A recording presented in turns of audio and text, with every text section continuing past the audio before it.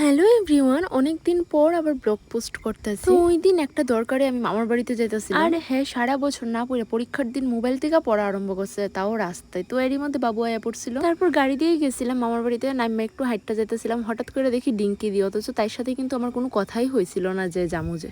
তারপর গিয়ে পৌষালিদির মেয়ের 5 মান্থ কমপ্লিট হয়েছে, এই কারণে একটু ডেকোরেশন করে নিতেছিলাম আমরা সবাই। আর ডেকোরেশনের পর বাচ্চা কুচাগুলি আমরাই খাইছি। তারপর আমরার ইচ্ছে হইলো আমরাও 5 মান্থসের বেবি সাজবো। আর যেমন ভাবা তেমন কাজ, আমরাও সাজে নিছি 5 মান্থসের বেবি। তারপর সন্ধ্যায় পৌষালিদির হাতের চা আর মুড়ি ভাজা খাইয়া নিছি। আর নো ডাউট পৌষালিদি রান্না না করলেও চা কিন্তু বেশ ভালো করে। আর তারপর রাত্রি 9টায় বাইরে ছিলাম একটা কাজের জন্য, কিন্তু কিছুই হইলো না। তারপর আয়া খাইতে বইয়ে গেছিলাম। আর পরের দিন সকালে মামি করছিল ইডলি, আর ইডলির সাথে আমের কম্বিনেশনটা কিন্তু বেশ ভালো।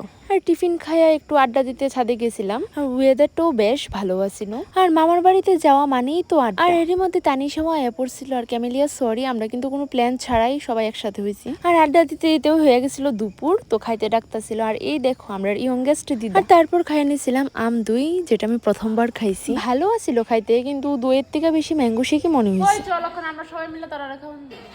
আর তারপর ভাত টাত খায়া আয়ুষ অ্যাস্ট্রোলজারের কাছে আমরা চারজন হাত দেখাই লাইতেছিলাম।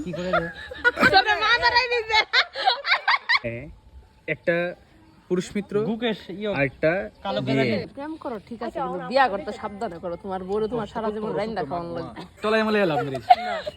আর তোমরা তো সবাই জানোই যে বিকেল হইলেই মামার বাড়িতে আইলে আমরা ঘুরতে বাইর হয়ে যাই। তো ওই দিনও সবাই আমরা ঘুরতে বাইর হয়ে গেছিলাম বিকেলবেলা। আর খুব সুন্দর একটা জায়গা হঠাৎ চোখে পড়ছে, তো সবাই দাঁড়িয়ে গেছিলাম। জায়গাটা খুবই সুন্দর ছিল।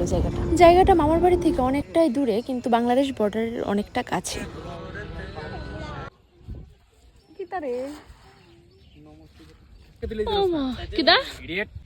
মানে নিজের ফটো দিলেই তো রস তুলতে, রস একটার পর একটা, আর একটা বাইরে একটা ফটো দিলে তো রস না।